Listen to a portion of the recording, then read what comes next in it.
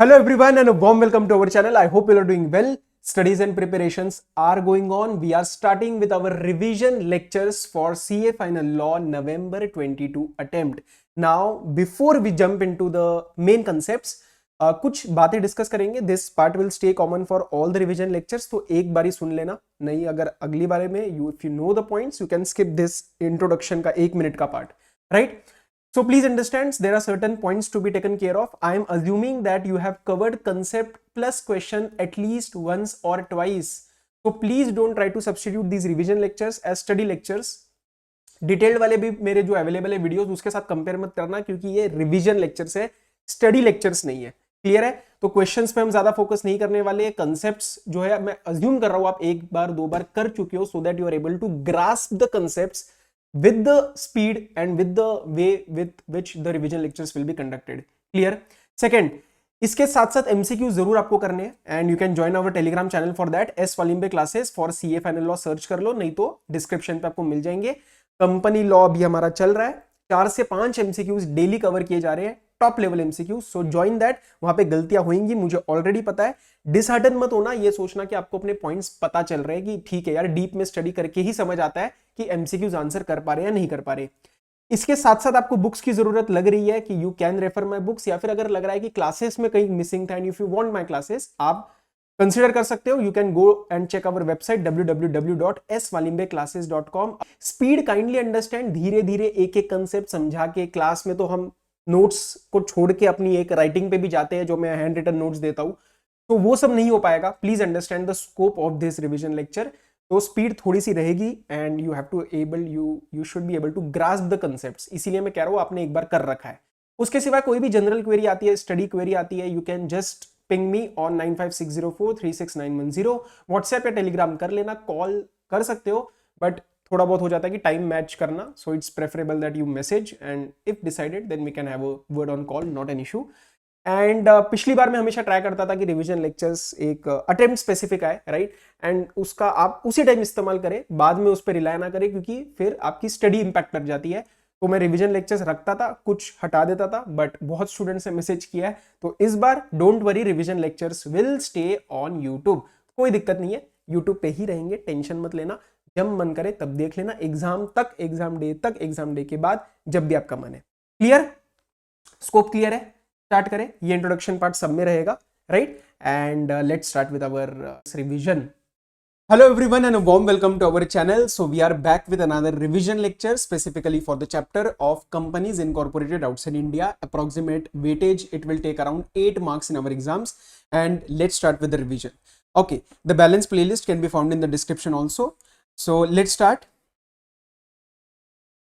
सबसे पहले section number 2 clause 42, that is the meaning of a foreign company. What do you mean by foreign company? Essentially there are 3 conditions. Foreign company means any company or body corporate incorporated outside India which has a place of business in India, whether by itself or through an agent, and that particular place of business which is by itself or through an agent can be physically or through an electronic mode.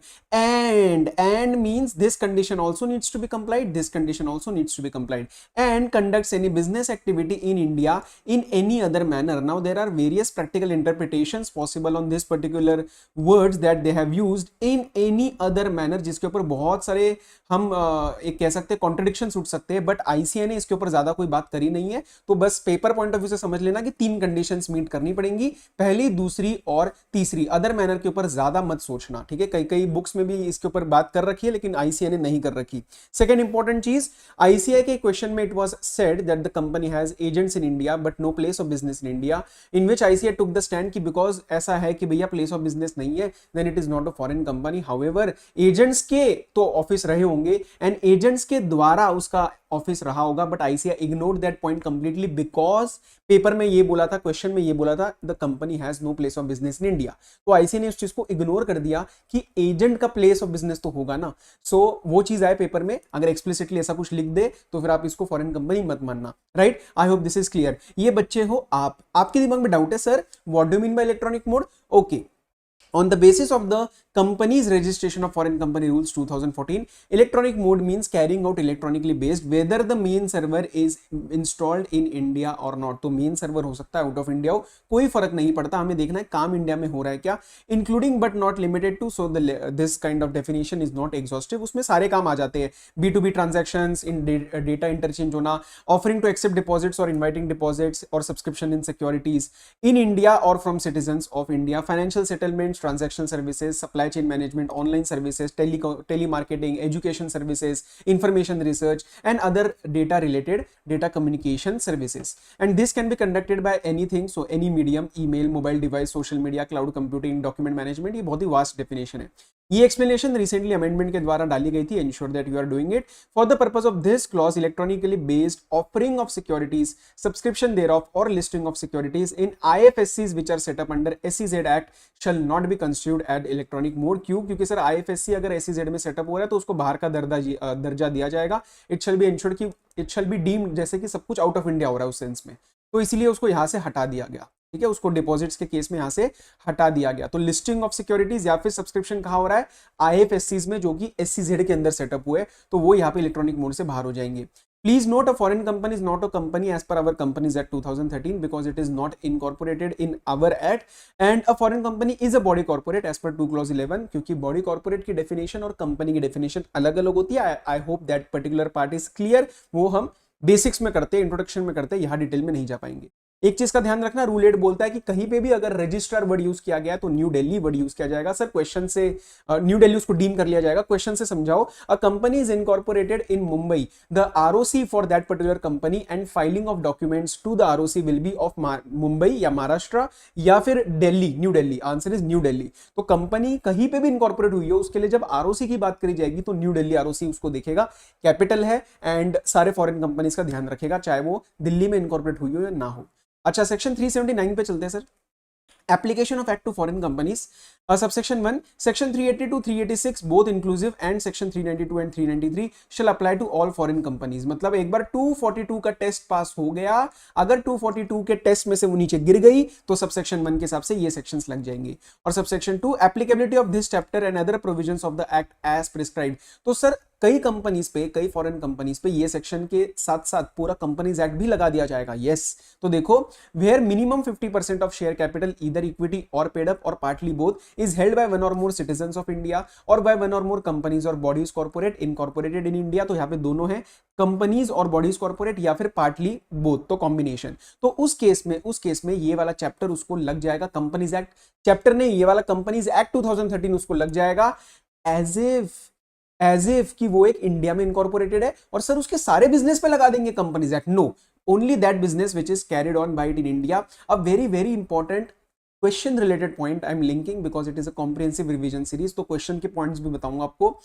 ध्यान रखना, जब भी ये गलती करते बच्चे, section 379 का सवाल आता है, सेक्शन 379 का सवाल आता है तो पहला टेस्ट है 2 क्लॉज 42 की डेफिनेशन से पास होना. अगर 242 पे अटक गया means it is not a foreign company, then 379 has no applicability because सारे सेक्शन के, पूरे सेक्शन की जो फाउंडेशन है वो क्या है? फॉरेन कंपनीज पे लगना. ठीक है, फॉरेन कंपनी पे लगना. तो भैया फॉरेन कंपनी के डेफिनेशन से पास थ्रू करवाओ. उसके बाद देखो कि क्या ये 50% वाली कंडीशन मीट हो रही है. आंसर इज यस, तो सबसेक्शन 2 लगाओ और बोलो इंडिया के बिजनेस के लिए कंपनीज एक्ट लगेगा. लेकिन सर नहीं मीट हो रही तो फिर बोलो 379(1) के हिसाब से कुछ स्पेसिफिक सेक्शंस लगेंगे, ना कि पूरा कंपनीज एक्ट. यस, ओके, आगे चलते हैं. सेक्शन नंबर 380 अब फॉर्मल प्रोविजन से सारे. Documents to be delivered to ROC by foreign companies. जल्दी से बताओ सर, रजिस्ट्रार कौन सा? न्यू दिल्ली. ठीक, रूल 8 ने बोला है. अच्छा, every foreign company within 30 days of establishment of its place of business in India will deliver to registrar for registration in form number FC1.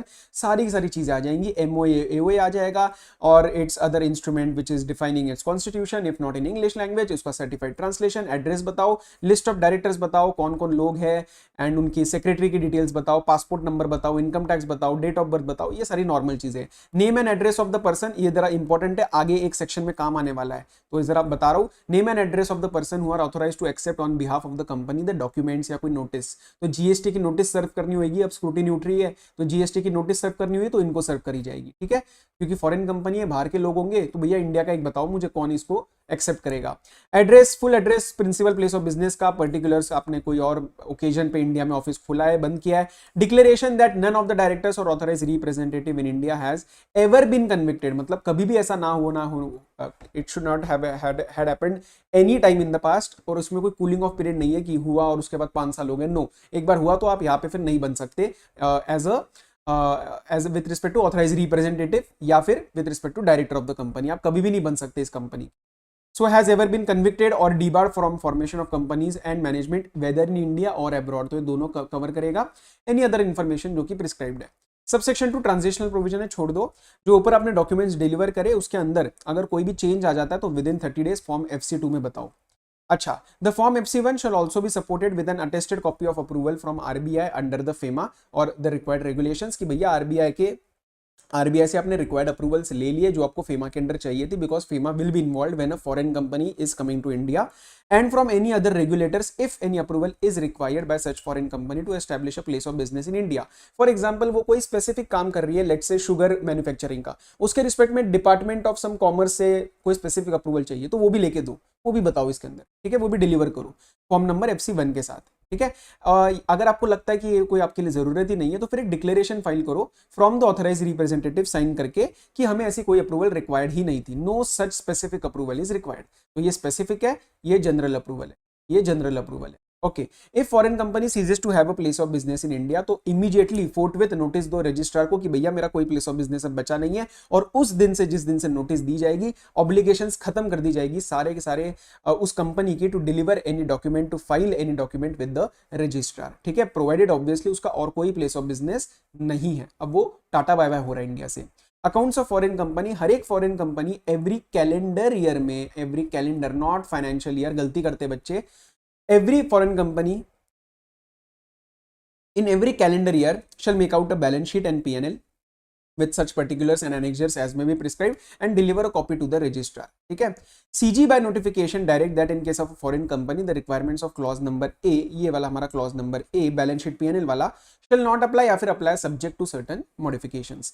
अब इस बच्चे के दिमाग में डाउट है, ये अंकल जी के दिमाग में डाउट है कि बेटा सुनो मेरी बात, आप CA फाइनल वाले हो, जरा बताओ मेरे को, एक फॉरेन कंपनी है लेकिन ऑब्वियसली उसके डॉक्यूमेंट्स हो सकता है उनके नेटिव लैंग्वेज में हो, चाइना की कंपनी चाइनीज में रहेंगी और फॉर एग्जांपल स्पेन में स्पेनिश में रहेगी, तो उस केस में अगर इंग्लिश में नहीं होंगे डॉक्यूमेंट्स तो सबसेक्शन 2 ने बोला कि अब कोई बात नहीं, सर्टिफाइड ट्रांसलेशन लगा दियो भाई, कोई बड़ी बात नहीं है, सर्टिफाइड ट्रांसलेशन लगा दियो। ओके सर, एक एडिशनल फाइलिंग चाहिए, जो भी आप सबसेक्शन 1 में बैलेंस शीट P&L सब कुछ डिलीवर करने वाले हो वो सारी उसके साथ कुछ एडिशनल चीजें चाहिए। तो देखो, a copy of a list in form FC3 in which you will contain all the places of business which you have in India, और ये किस दिन, date with reference to which balance sheet is made out, तो generally foreign companies do not follow financial year, they follow calendar year, तो 31 दिसंबर की generally ये list दी जाती है practically. Preparation of financial statements, हर एक फॉरेन कंपनी अपने इंडियन बिजनेस ऑपरेशंस के बारे में अपने बैलेंस शीट एंड P&L बनाएगी in which format, Schedule 3 of the Companies Act 2013 और as near thereto as possible, जितना पास उसके जा सकते हो उतना चले जाना, including the documents which are required in accordance with the chapter 9 accounts of the company, आप ऑडिट में ज्यादा जानते हो मेरे से ये चीज, and documents relating to the copies of latest consolidated financial statements of the parent foreign company, अगर आपकी कोई है, which that particular company has filed to its authority in that country, वहां पे जो फाइलिंग हुई है लेटेस्ट कंसोलिडेटेड फाइनेंशियल स्टेटमेंट की, उसकी कॉपी दो हमें, जहां पे भी इंग्लिश लैंग्वेज नहीं है वहां पे ट्रांसलेशन दो, सर्टिफाइड ट्रांसलेशन दो। सीजी अगर कोई एग्जाम करता है तो कोई बड़ी बात नहीं, उसके हिसाब से हम कर देंगे। अच्छा, ये 3 चीजें, ये 3 स्टेटमेंट को जरा बिल्कुल क्या कहते हैं, जस्ट एब्जॉर्ब इट, इसको कहते हैं ना घुट पी लेना, इसमें ये आपका आ सकता है पेपर में। Every foreign company along with the financial statements to be filed with the register attach 3 important documents, related party transactions की स्टेटमेंट, रिपेट्रिएशन ऑफ प्रॉफिट्स की statement and transfer of funds की स्टेटमेंट, ठीक है, including dividends if any, ये तीनों बिल्कुल अच्छे से रट लेना। सर टाइम पीरियड क्या है, within 6 months of the close of the financial year to which the documents relate, तो डिपेंड करता है कि वो फाइनेंशियल ईयर क्या फॉलो कर रहा है उसके, मतलब it can be possible that this is 31 December, right. तो विद इन 6 मंथ्स आपको वो डॉक्यूमेंट्स सबमिट करने हैं एंड एक्सटेंशन मिल सकती है प्रोवाइडेड सुओ मोटो नहीं मिलेगी, आपको एक एप्लीकेशन फाइल करनी पड़ेगी। एप्लीकेशन जाएगी and for any special reasons जो कि रजिस्ट्रार को बताए जाएंगे and then he can grant the extension max to max 3 months. तो 6+3 का टाइम पीरियड बन जाता है। Audit of foreign company, every foreign company shall get its accounts with respect to Indian business prepared in accordance with section number 381 and rule number 4 और उसको audit करवाना है by practicing chartered accountant or by a firm or a LLP of practicing chartered accountants। Chapter number 10 audit and auditors, 9 तो ऊपर accounts of company पढ़ा, chapter 10 audit and auditors shall also apply here mutatis mutandis मतलब subject to certain changes. Okay, it is important to note that a foreign company, हाँ ये मैंने आपको already बता दिया है, ये मैंने आपको ऑलरेडी बता दिया है कि हो सकता है 31 मार्च वाला फाइनेंशियल ईयर ना फॉलो करे। सर सेक्शन 382 क्या कहता है, जल्दी से बता दो। Display of name of foreign company, कुछ चीजें डिस्प्ले करनी पड़ती है outside its place of business, on its letter head, वो सारी चीजें।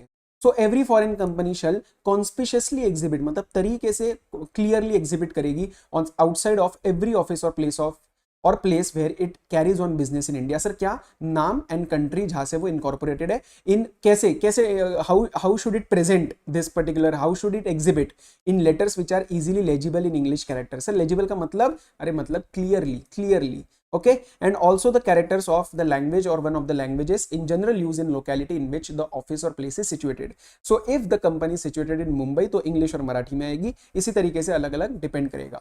और हाउ एंड वेयर ये कहाँ डिस्प्ले किया जाएगा, टू बी स्टेटेड, अच्छा ऊपर वाला, every foreign company shall cause again these two details to be stated in legible English character in all business letters, billhead, letterhead, notices and other official publications of the company। तो ये company के place of business पे जा रहा है, ये company के documents में जा रहा है, ये दोनों क्या क्या इंफॉर्मेशन जा रही है, name of the company and country of incorporation. इसको छोड़ के कुछ और चीजें बतानी है।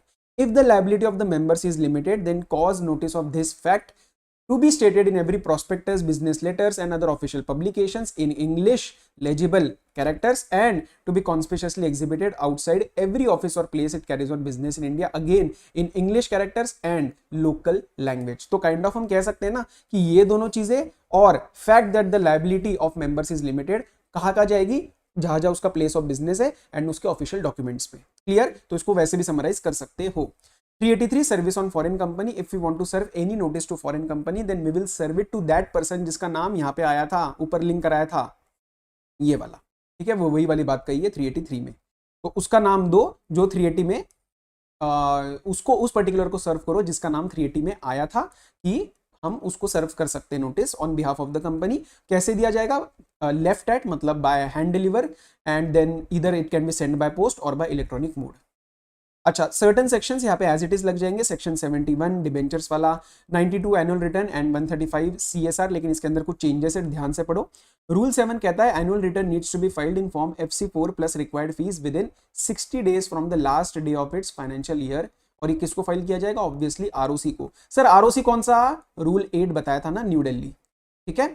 अच्छा, सेक्शन 128 बुक्स ऑफ अकाउंट्स यहाँ पे लग जाएगा, shall apply to the foreign company to the extent it requires, to the extent of मतलब कितना लगेगा, of requiring it to keep at its principal place of business in India the books of accounts referred to in section 128, जिसमें हम पढ़ते हैं ना कि सारी इंफॉर्मेशन चाहिए, पैसा कहाँ से आया, पैसा कहाँ से जा रहा है, everything with respect to the money receive. ये देखो money spent, sales, purchase, assets, liabilities, ये जरा लर्न करना पड़ेगा आपको भाई, पेपर में एग्जैक्ट नहीं लिखोगे तो नंबर कटेंगे। इन द कोर्स और in relation to business in India, obviously outside business, जो भी बिजनेस आउटसाइड इंडिया कंडक्ट किया जा रहा है उसके रिस्पेक्ट में कोई इंफॉर्मेशन यहाँ पे कंपनीज एक्ट हमें नहीं बोल सकता। Chapter number 6 registration of charges यहाँ पे लग जाएगा और इंस्पेक्शन इंक्वायरी इन्वेस्टिगेशन भी यहाँ पे लग जाता है। ओके ठीक। 385 फीस वगैरह लगेंगी, प्रिस्क्राइब फीस तो लगेंगी फाइलिंग ऑफ डॉक्यूमेंट्स के साथ साथ, not very important. 386 extremely important, the expression certified mean certified in the prescribed manner, और क्या सर्टिफाई किया जा रहा है कि it is a true copy और it is a correct copy. Director का मतलब in relation to foreign company includes any director in accordance with whose direction और instructions the board of directors is accustomed to act, unlike section number 234 which we studied in part number 1 appointment and qualification of directors। उसमें क्या पढ़ा था, director means पढ़ा था, यहाँ पे includes पढ़ा है। I hope you are able to appreciate the difference। Director means a director appointed to the board of the company, यहाँ पे इंक्लूड्स है तो हो सकता है अपॉइंटेड ना हो, चल जाएगा। See very very important, place of business includes the share transfer और रजिस्ट्रेशन ऑफिस। सर पेपर में क्या आएगा, कॉम्प्रिहेंसिव है, बताओ जरा। बोल देंगे कि कंपनी का रजिस्ट्रेशन ऑफिस है या फिर शेयर ट्रांसफर ऑफिस है, तो इसका मतलब आप मान लेना कि यस सेक्शन 386 के हिसाब से it constitutes a place of business. तो प्लेस ऑफ बिजनेस वाली कंडीशन मीट हो गई। अब देखो एक्चुअल में बिजनेस कंडक्ट हो रहा है या नहीं हो रहा है। 387 dating of prospectus and particulars to be contained.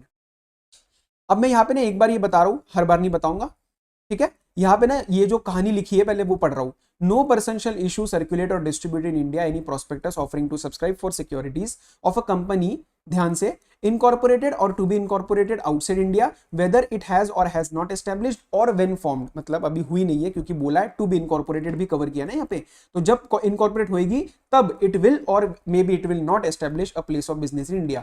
तो सर क्या मैं इसको फॉरेन कंपनी कह दूं? नहीं, फॉरेन कंपनी नहीं कह सकते क्योंकि कंडीशन मीट नहीं हो रही। हम सिर्फ एक कंडीशन लगा रहे हैं इनकॉर्पोरेशन आउटसाइड इंडिया की, हम उसको बोल रहे हैं जो एक और कंडीशन होती है प्लेस ऑफ बिजनेस की, वो हमारे लिए यहाँ पे रेलिवेंट नहीं है। तो प्लीज पेपर में फॉरेन कंपनी मत लिखना, ये आगे 2-3 जगह आने वाला है, ठीक है, तो मैं हर बार नहीं बताऊंगा। तो no person shall issue any prospectus unless that prospectus is dated and it is signed and it contains certain important particulars। क्या क्या? Instrument defining constitution of the company, enactment under which the incorporation was effected, तो जैसे UK का companies act है तो you बताओ हमें कि कौन से एक्ट के अंदर ये इनकॉर्पोरेट हुई है, एंड एड्रेस इन इंडिया जहां पे आप ये सारी कॉपीज चेक कर सकते हो, if not in English language then certified translation, ठीक है। तो ये तीनों चीजें मुझे इसके अंदर डिस्क्लोज करनी है और इसके अंदर एक स्टार मार्क किया भी पढ़ेंगे नीचे। Plus, you have to tell the date and the country in which the company was or would be incorporated and whether the company has any place of business in India। अगर है तो फिर उसमें से प्रिंसिपल ऑफिस क्या है, and other matters जो section 26 के हिसाब से लग जाएंगे as it is matters to be stated in prospectus. Sir are you expected to understand and learn 26 में क्या क्या? नो, छोड़ देना। अच्छा, एक प्रोविजो आया, उसने क्या बोला, अगर एक स्पेसिफिक केस ऐसा हो जाता है दैट वी विल स्पेसिफाई, एक सर्कमस्टांस पूरा हो जाता है, तो ये जो पहले वाले 3 चीजें ना इसको जरा आप छोड़ देना, प्रोस्पेक्टस में मत लिखना। तो देखो, if prospectus is issued more than 2 years after the date at which the company is entitled to commence the business, मतलब जिस टाइम एंटाइटलमेंट हुई थी सर उसके बहुत टाइम बाद आप प्रोस्पेक्टस इशू कर रहे हो, 2 साल बाद, तो छोड़ो, पहले 3 सब क्लॉज छोड़ दो, ये तीनों चीजें हमें नहीं चाहिए। पता नहीं कंपनी कहां बनी थी, इनकॉर्पोरेशन क्या हुआ था, एड्रेस वगैरह जहां पे इनकॉर्पोरेट उसकी इंस्पेक्शन करनी है, ये सब नई नई कंपनीज के लिए रेलिवेंट है। 2 साल हो चुके हैं सर आपको एंटाइटलमेंट के बाद, क्यों दे रहे हो डिटेल्स? छोड़ दो। अच्छा, any condition requiring or binding an applicant to waive any compliance of the above requirements, या फिर purporting to impute him with a notice of any contract document or matter which is not stated referred to in the prospectus, not specifically referred to in prospectus। तो कोई compliance का या ऐसा कोई notice करवाना, ऐसा कोई purport करवाना कि हम ऐसा मान रहे हैं कि we are imputing him with a notice of any matter जो कि प्रोस्पेक्टस में स्टेटेड ही नहीं है, तो प्रोस्पेक्टस से बाहर जा रहे हो आप, या फिर कंप्लायंस का वेवर करवा रहे हो, नॉट वैलिड, ठीक है, वॉइड। अच्छा, जो एप्लीकेशन फॉर्म है उसके साथ प्रोस्पेक्टस लगाना है। No person shall issue to any person in India a form of application of securities of such a company, such मतलब जो फॉरेन कंपनी के हम सिक्योरिटीज वगैरह की बात कर रहे हैं, और इंटेंडेड कंपनी क्योंकि वो इनकॉर्पोरेट हो चुकी है या फिर होने वाली है, एज मेंशन्ड, अनलेस उसके साथ आप प्रोस्पेक्टस लगाते हो and that does not contravene section number 388 detail में लर्न करने की जरूरत है, आंसर इज नो। अब एक बच्चे के दिमाग में डाउट, क्योंकि ये बंदा बहुत डरा हुआ है सर, बहुत डरा हुआ है, तो मैंने पूछा क्या हुआ, उसने कहा sir I did not comply with this subsection but मैं ये प्रूव कर सकता हूं कि मैंने बहुत ही दिल से, गुड फेथ में, bona fide, without any malicious intention, मैंने बहुत ही बोनाफाइड इन्विटेशन भेजा था एक पर्सन को to enter into underwriting agreement with respect to securities, but if it is shown कि मैंने बोनाफाइड वे में काम किया है अंडरराइटिंग एग्रीमेंट करवाने के लिए, क्योंकि मैं चाहता था मेरी सिक्योरिटीज बिक जाए, अंडरराइटिंग का मतलब आपको पता होना चाहिए, तो उस केस में ये सबसेक्शन आपके ऊपर नहीं लगाएंगे, ये वाला सबसेक्शन आपके ऊपर नहीं लगाएंगे, ठीक है। तो फिर उस केस में प्रोस्पेक्टस के बिना या ऐसा कुछ हो जाए तो कोई दिक्कत नहीं है। अच्छा, non applicability of section 387, Section 387 shall not apply to the issue to existing member or debenture holders of a company of a prospectus or a form of application relating to securities of company whether an applicant will or will not have the right to renounce in favor of other person, मतलब regardless of the fact, तो ये तो ignore ही कर दिया, regardless of the fact कि वो आगे वाले मेंबर्स को दे, किसी और को दे सकता है, नहीं दे सकता है। हम क्या कह रहे हैं, अगर एग्जिस्टिंग मेंबर है या एग्जिस्टिंग डिबेंचर होल्डर है, इसका मतलब नए जने नहीं आ रहे कंपनी में, तो उस केस में तो यार वो ऑलरेडी जने इन्वॉल्व है, तो जब ओरिजिनली इन्वॉल्व हुए होंगे तब 387 कंप्लाई हुआ होगा, तो अब 387 मत लगाओ, वो ऑलरेडी हमारे कंपनी का भाग है, ठीक है, they are already a part of the company, अब इनके ऊपर 387 मत लगाओ। अच्छा, ध्यान से, section 387 shall not apply except with in so far as it requires a prospectus to be dated. अब हम पूरा का पूरा 387 फिर से हटाने वाले एक्सेप्ट डेटिंग वाला, एक्सेप्ट डेटेड वाला पार्ट। किसको, किस में से हटा रहे हैं? To the issue of a prospectus relating to securities which are और आर टू बी इनेबल और are to be in all respects uniform with securities previously issued and for the timing dealt in और quoted on a recognised stock exchange. तो अगर आप एक security issue कर चुके हो, the securities have already been issued, future में दोबारा same to same uniform securities फिर इशू करने वाले हो, तो पूरा का पूरा 387 हटा देना except dating, right? So provisions of dating to prospectus, dating of prospectus will continue to apply. Okay, subsection 5, nothing in this particular section shall limit or diminish any liability which may be incurred under any other law for the time being in this force and or under this act apart from this section। तो वो ये section कह रहा है कि भैया हमने ऊपर जो ये सेक्शन 387 नहीं लगेगा बोला, इसका मतलब ये नहीं कि बाकी की कोई लायबिलिटी भी हट जाएगी ना। Section 388, provision for experts consent and allotment.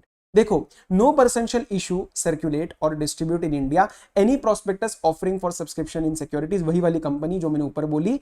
If, condition देखो, if where the prospectus includes a statement purporting मतलब दिखाया जा रहा है कि किसी एक एक्सपर्ट ने किया है, फॉर एग्जांपल कोई वैल्यूएशन वगैरह है या कोई स्पेसिफिक काम है मैन्युफैक्चरिंग वगैरह का, उसके अंदर कोई सॉइल टेस्टिंग की रिपोर्ट वगैरह दी है या ऐसा कोई भी एक्सपर्ट, तो जब तक नहीं किया जाएगा, अगर if the expert has not given और has before delivery withdrawn his return consent to the issue of prospectus with the statement included in the form and context in which it was included.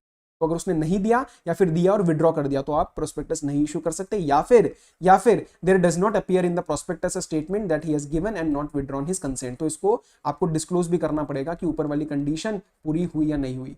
अच्छा, if the prospectus does not have the effect where an application is made in pursuance thereof of rendering all persons concerned bound by all the provisions of section 33 and section number 40 so far as applicable, तो आपको section 33 and section 40 भी इसके अंदर applicable किए जाएंगे। 33 talks about issue of application form, 40 talks about securities to be dealt in stock exchange। Detail में नहीं जाना, सिर्फ 2 सेक्शन लर्न कर लोगे तब भी काम चल जाएगा, ठीक है? तो ये फॉर्मेलिटी वाला था। Subsection 2, a statement shall be deemed to be included in a prospectus for the purpose of this section if it is content in any report और memorandum appearing on the face thereof और by reference incorporated. तो मुंह पे आपने बिल्कुल face पे लगा रखी है कि यस दिस ये रिपोर्ट के अंदर ये स्टेटमेंट है, मतलब ऊपर हमने बोला ना ये स्टेटमेंट एक्सपर्ट की कैसे हम यूज करने वाले हैं इन द प्रोस्पेक्टस, तो वो बता रहे हैं इसका मतलब if it is content in any report और memorandum appearing on the face, या फिर रेफरेंस दे रखा है, उस चीज का क्लियर रेफरेंस दे रखा है, तो हो सकता है डायरेक्टली ना आ रही हो, इनडायरेक्टली आ रही हो। अच्छा, registration of prospectus, no person shall issue, circulate और डिस्ट्रीब्यूट इन इंडिया, अगेन वही वाली कहानी, prospectus offering for subscription of securities, वही वाली कंपनीज। फॉरेन कंपनी बोल दूं? नो सर, आपने ऊपर ही समझाया था ये फॉरेन कंपनी नहीं है, हम स्पेसिफिकली ये आपको लैंग्वेज लर्न करनी पड़ेगी, ठीक है? नो इशू और circulation unless before the issue और सर्कुलेशन और डिस्ट्रीब्यूशन ऑफ दैट प्रोस्पेक्टस हमें कुछ कंडीशंस कंप्लाई करनी है, तो there are 3 conditions. Number 1, a copy thereof certified by the chairperson and 2 other directors as having been approved by the resolution of managing body has been delivered to the registrar, has been delivered to the registrar for registration. The prospectus states on the face of it that the copy has been so delivered, तो इसको state भी करो, and there is endorsed on or attached to the copy any consent to the issue of prospectus required by 388, consent of expert की बात करी जा रही है, and certain other documents as may be prescribed। तो आप ये भी बताओ कि हाँ एक्सपर्ट का कंसेंट आया और वो भी उसके अंदर डिस्क्लोज करो, एंडोर्स करो, अटैच करो, प्लस हमें कुछ और प्रिस्क्राइब्ड डॉक्यूमेंट्स भी चाहिए। क्या क्या देखो, ये 5 आपको लर्न करने हैं। Any consent to the issue of the prospectus required from any person as an expert, ऊपर भी बोल दिया था। Copy of contracts for appointment of managing director और manager, and if this case the contract is not reduced in writing, मतलब contract detail नहीं है तो टर्म्स एंड कंडीशंस बता दो मेमोरेंडम में, मेमोरेंडम की फॉर्म में बस एक टर्म्स एंड कंडीशंस बता दो। A copy of any other material contracts which are not entered in ordinary course of business in last 2 years, तो टाइम लिमिट ध्यान रखना। अंडरराइटिंग एग्रीमेंट बताओ कोई एंटर हुआ है तो, and copy of power of attorney if that prospectus is signed through duly authorise agent of directors instead of directors. तो यहाँ पे पावर ऑफ अटर्नी के थ्रू साइनिंग करवाना is allowed by the directors. Okay, let's continue. Section number 390, offer of IDR. Quickly बता देता हूँ IDR होता क्या है। जैसे एडीआर या जीडीआर आपने सुने होंगे, अमेरिकन डिपॉजिटरी रिसीट्स और global depository receipts, in which a Indian company goes outside India which can be US और Europe and ask for funds, right. इसी तरीके से बाहर की कंपनीज इंडिया में आती है, पैसा उठाती है रुपये में, लेके जाती है बाहर, और इंडियन सिक्योरिटी वालों को क्या देती है, IDR, Indian Depository Receipts, right? So notwithstanding anything contained in any other law for the time being in force, non-obstante clause है, the central government may make rules for the offer of IDR, requirements of disclosure in prospectus or letter of offer issued in connection with IDR, manner in which these shall be dealt with in a depository mode and by the custodian and underwriters. तो basically NSDL, CDSL जैसे depositories, custodian and underwriters कैसे इसको deal करेंगे, and manner of sale, transfer और transmission of IDR. लेकिन ये issue कौन कर रहा है? Obviously the company which is incorporated or to be incorporated outside India and whether has not or will not establish any place of business in India. Again, it does not need to be a foreign company. Sir, what do you mean by IDR? मैंने आपको already बता दिया है. अच्छा, rule 13 का एक आपको paper में ना एज इट इज लिख के आना पड़ेगा अगर आईडीआर का क्वेश्चन आता है. तो एक बार रीड करवा रहा हूं. As per rule 13, no company incorporated or to be unincorporated, वही वाली बात, no such company shall make an issue of IDR unless condition है it complies with the conditions mentioned under this rule 13 in addition to the SEBI regulations and any other directions issued by RBI. तो formality वाली बात है लेकिन लिख के आनी है. रूल 13 पेपर में आना चाहिए तभी नंबर पूरे मिलेंगे. Section 391 application of certain sections, यहाँ पे एज इट इज लगाए जाएंगे एंड वाइंडिंग अप चैप्टर भी लगाया जाएगा.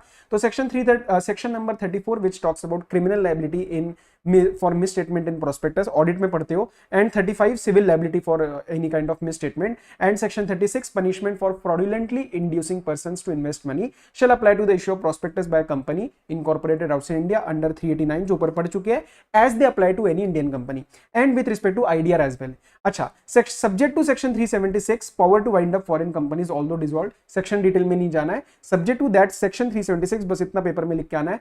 चैप्टर 20 वाइंडिंग अप भी यहाँ पे लग जाएगा with respect to the place of business in India as if वो कंपनी इंडियन कंपनी है. एंड एप्लीकेबिलिटी इन केस, ये जो ऊपर वाले जो सारी चीजें हमने पढ़ी applicabilities, this will be applicable in such case where the foreign company has raised money through offer or issue of securities under this chapter which have not been repaid or redeemed. तो obviously winding up तभी लगाएंगे जब आप payment नहीं कर पाओगे जो आपने पैसा रेज किया है, सिक्योरिटीज इशू करी है. Section 393, companies failure to comply with the provisions of this chapter not to invalidate the contracts. मतलब सिंपल सी बात क्या कह रहे हैं कि जो कंपनी ने कॉन्ट्रैक्ट डीलिंग ट्रांजैक्शन वगैरह इंश्योर कर रखी है या कोई भी एंटर कर रखी है या उसके रिस्पेक्ट में उसकी कोई लायबिलिटी है वो तो एज इट इज रहेगी, बट कंपनी उल्टा कुछ नहीं कर पाएगी. मतलब company can not file any suit, company can not claim any set of, company can not make any counter claim, company can not institute any legal case. लेकिन हाँ, उसके जो कॉन्ट्रैक्ट्स है वो साले वैलिड रहेंगे, उसके अगेंस्ट काम हो सकता है लेकिन वो किसी अगेंस्ट कुछ नहीं कर सकती.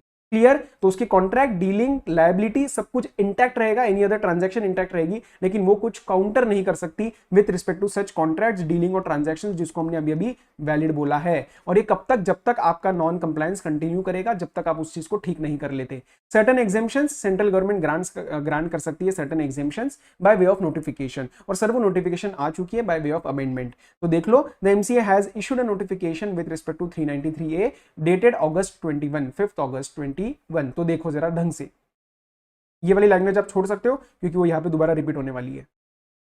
इन exercise of the powers conferred by 393A of the act, the central government hereby exempts from the provisions of 387 to 392 both inclusive जो ऊपर वाले हमने सारे सेक्शंस पढ़े, द फॉलोइंग. किसको एग्जेम्प्ट किया? फॉरेन कंपनीज को एंड वो वाली कंपनीज जो कि बाहर इनकॉर्पोरेट हुई है या होने वाली है, एंड व्हेन इनकॉर्पोरेटेड एस्टेब्लिश करेगी या ना करेगी, या फिर अभी इनकॉर्पोरेट हो चुकी है तो एस्टेब्लिश करा या ना करा place of business in India in so far as they relate to.